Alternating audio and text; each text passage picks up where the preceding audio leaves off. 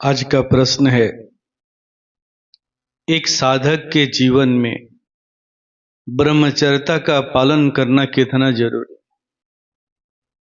भाव की ब्रह्मचर्यता क्या है, इसे कैसे समझेंगे? कृपया इस पर प्रकाश डालने की कृपा करें। बड़ा ही सुंदर प्रश्न है, खास करके ये प्रश्न साधकों के लिए। अगर हर साधक, हर शिष्य केवल ब्रह्मचर्यता के बारे में अच्छी तरह से समझ ले, जान ले, तो साधना पथ में आने वाली जितनी भी कठिनाइयां हैं, उन कठिनाइयों को सामना करना बड़ा ही आसान हो जाएगा, सरल हो जाएगा। ब्रह्मचर्यता का मतलब क्या होता है? तो ब्रह्मचर्यता के बारे में कोई कोई कहता है कि ब्रह्म सा आचरण, यानी ब्रह्म जैसा आचरण। कोई कोई कहता है कि ब्रह्म में विचरण करना। ये दोनों ही ठीक है, लेकिन इससे बात पूरी तरह से स्पष्ट नहीं हो पाती।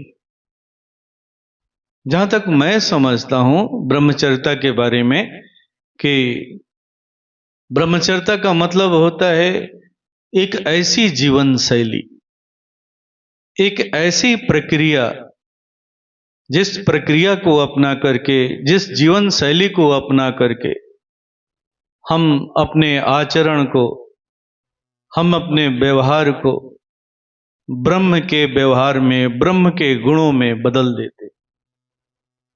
हमारा आचरण, हमारा व्यवहार ब्रह्म की तरह हो जाता है। इस जीवन शैली का नाम ही ब्रह्मचर्यता है, इस प्रक्रिया का नाम ही ब्रह्मचर्यता है।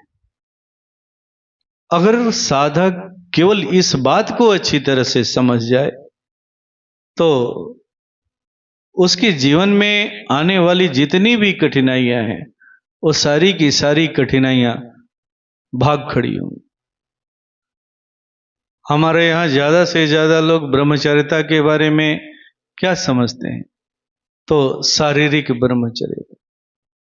शारीरिक ब्रह्मचर्यता का मतलब होता है अपने ऊर्जा को अनावश्यक रूप में या अनावश्यक जगह पर खर्च नहीं करना।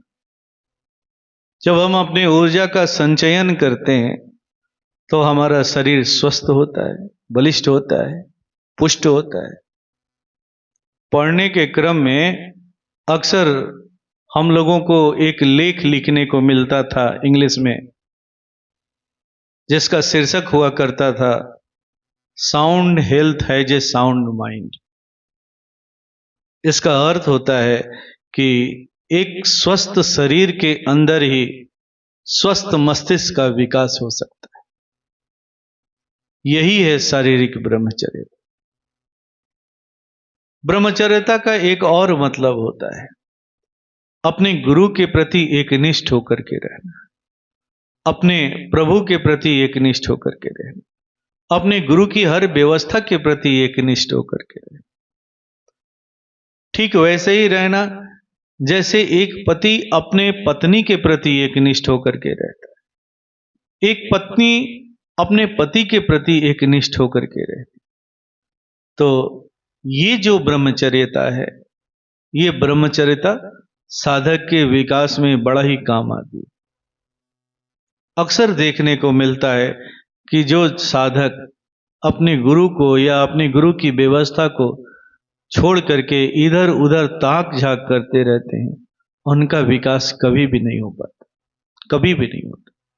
उनकी ब्रह्मचर्यता भंग हो जाती। तो यह है एक दूसरे प्रकार की ब्रह्मचर्यता।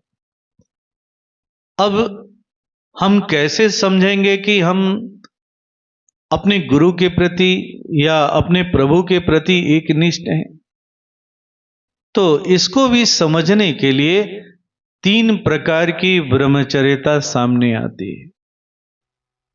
पहली है वाणी की ब्रह्मचर्यता, दूसरी है श्रवण की ब्रह्मचर्यता, और तीसरी है दृष्टि की ब्रह्मचर्य। आइए तीनों को भी हम लोग एक एक करके समझने का प्रयास करते हैं। वाणी की ब्रह्मचर्यता क्या है? वाणी के ब्रह्मचर्यता के अंतर्गत वो सारी बातें आती हैं जिसमें हम अपने वाणी के प्रति, अपने गुरु के भक्तों के प्रति, अपने गुरु के प्रति, गुरु के शिष्यों के प्रति सजग रहते हैं। हमारी वाणी कभी भी उदंड नहीं होनी चाहिए। अगर हमें कोई कार्य दे दिया गया है, कोई जिम्मेवारी दे दी गई है, तो इसका मतलब ये नहीं है कि हम गाली गलौज में बात करें, नाजायज तरीके से अपने वाणी का इस्तेमाल करें। यह है वाणी की ब्रह्मचर्यता का भंग होना। इससे पता चलता है कि आप जिस व्यवस्था से जुड़े हुए हैं, जिस गुरु से जुड़े हुए हैं, उसके प्रति अनुशासित नहीं है। आप गुरु से जुड़े हुए नहीं हैं, गुरु से विमुख हो चुके। अगर आप गुरु से जुड़े रहेंगे तो कभी भी आपकी वाणी अपने गुरु भाइयों के प्रति, अपने गुरु पुत्रों के प्रति कभी भी आपकी वाणी उदंड नहीं हो सकती, कभी भी नहीं उदंड हो सकती। जब भी आप उनसे बात करेंगे, उनके साथ बैठेंगे, उनके साथ जो व्यवहार करेंगे, उस समय हमेशा एक अनुशासित रूप में रहेंगे। आपको ख्याल रहेगा कि ये हमारे गुरु के पुत्र हैं, हमारे गुरु के बच्चे हैं, इनके साथ हमें कैसा व्यवहार करना है। तो ये है वाणी की ब्रह्मचर्यता। दूसरी चीज है श्रवण की ब्रह्मचर्यता।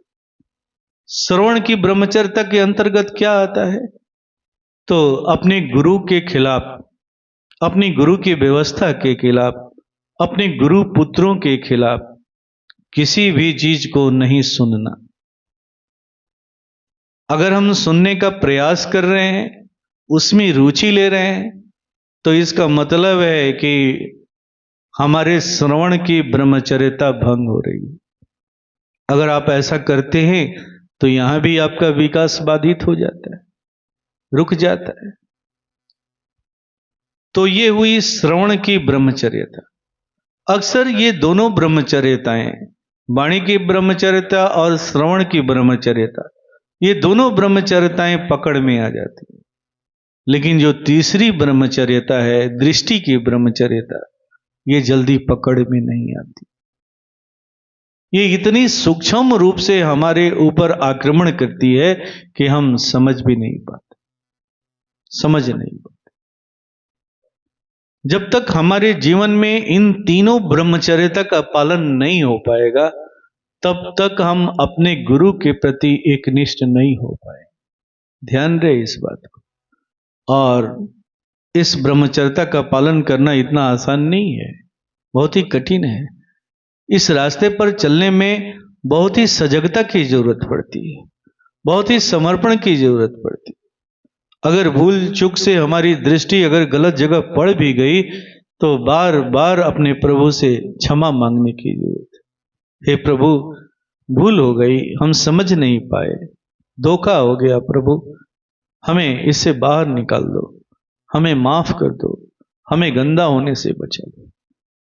तो जब तक आप इस तरह की भावना को पालन नहीं करेंगे, पोषण नहीं करेंगे, तब तक इन तीनों ब्रह्मचर्यताओं का पालन करना इतना आसान नहीं होगा।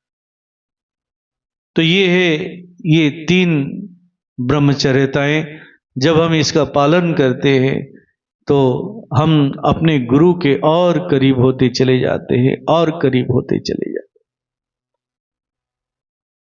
अब हम चलते हैं दूसरे प्रश्न की तरफ।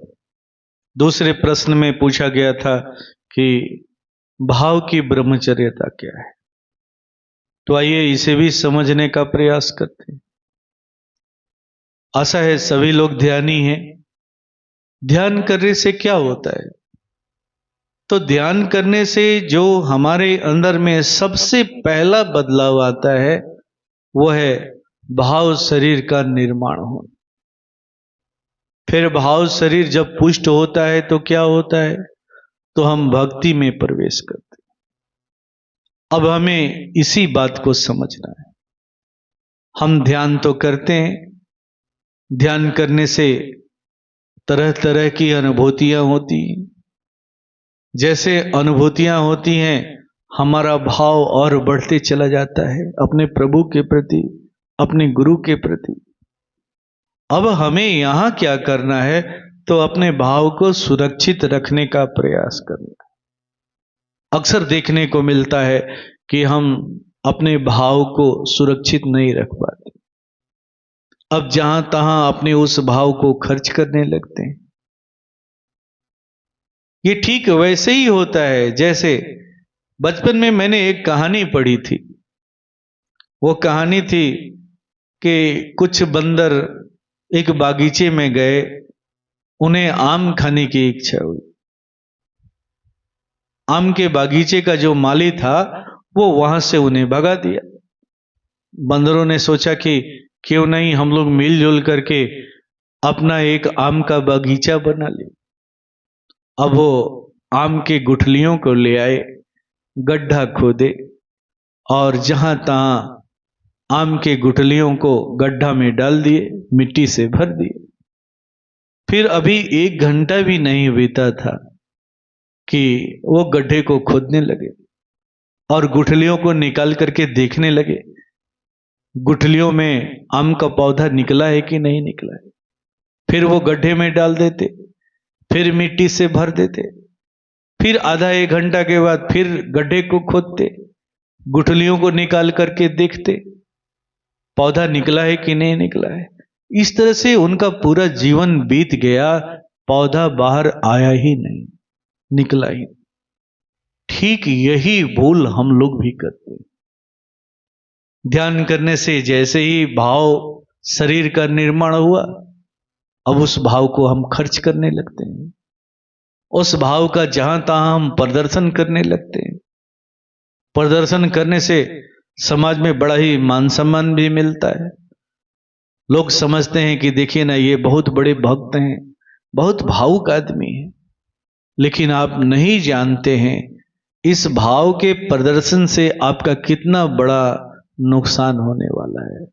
ठीक आपकी दशा भी उन्हीं बंदरों की तरह होने वाली है, जिन्होंने वृक्ष लगाने का प्रयास तो किया, लेकिन कभी भी अपने जीवन में आम के वृक्ष को देख नहीं पाए। ठीक यही दशा हो जाती है। यही है भाव के ब्रह्मचर्यता का भंग होना। जब हम ध्यान करते हैं, उसे जो हमारे अंदर में भाव पैदा हो रहे हैं, भाव बन रहे हैं, उस भाव की हमें रक्षा करनी होगी। उसे कुछ दिनों तक अपने अंदर में पकने देना होगा, छुपा करके लोगों से रखना होगा, कहीं हमारा भाव लूटे नहीं, इसका ख्याल रखना होगा। जब हम ऐसा करेंगे तब जाकर के एक दिन हमारा भाव पुष्ट होगा, और जब भाव पुष्ट होगा तभी हम भक्ति में प्रवेश कर पाएंगे। साधक भाई इसी बात को पूछना चाह रहे हैं कि भाव की ब्रह्मचर्यता क्या होती है। यही है भाव की ब्रह्मचर्यता। जब हम भाव की ब्रह्मचर्यता का पालन करेंगे तभी हम भक्ति में प्रवेश कर पाएंगे।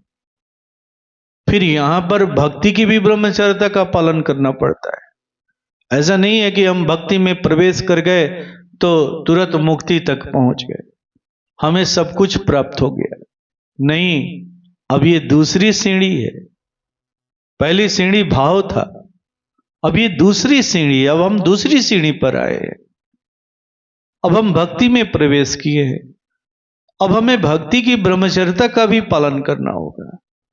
अपने भक्ति को छुपा करके रखना होगा, इसका प्रदर्शन नहीं करना होगा।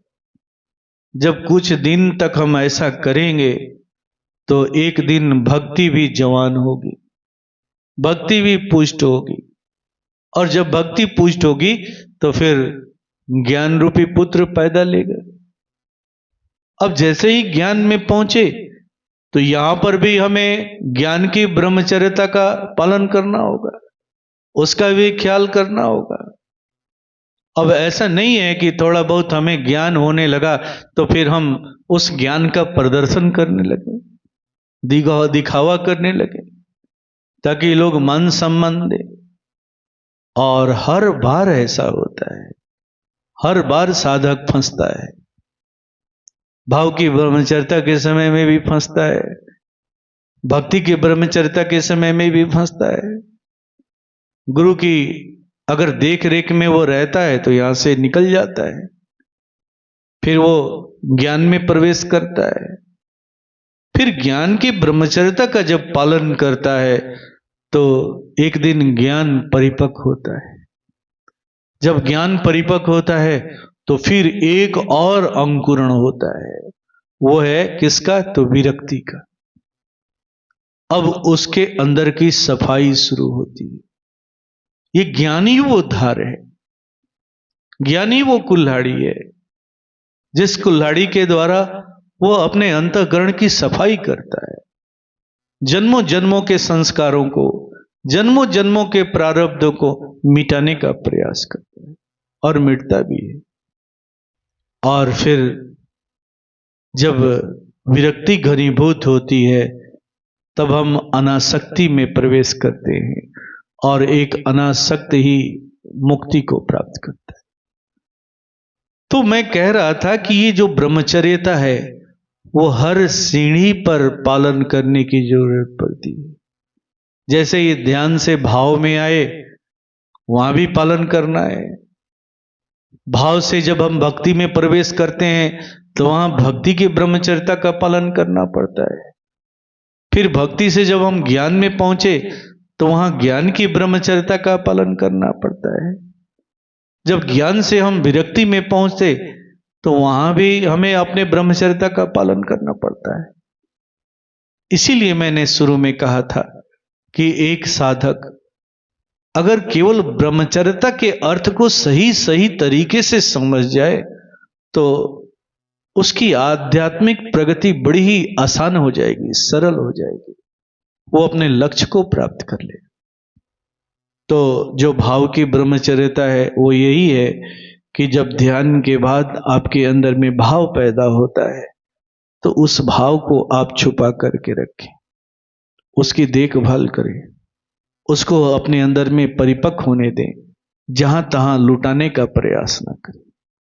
जब भाव को इस तरह से छिपा करके रखेंगे, उस पर नजर रखेंगे, तो एक दिन पुष्ट होगा और जैसे ही पुष्ट होगा आप भक्ति में प्रवेश कर जाएंगे, अगली सीढ़ी में प्रवेश कर जाएंगे। यही है भाव की ब्रह्मचर्या। जो लोग भाव की ब्रह्मचर्या का पालन नहीं कर पाते हैं वो पहले पग में ही लूट लिए जाते हैं, ठगे जाते हैं, वो कभी भी आगे नहीं बढ़ पाते। ओम शांति।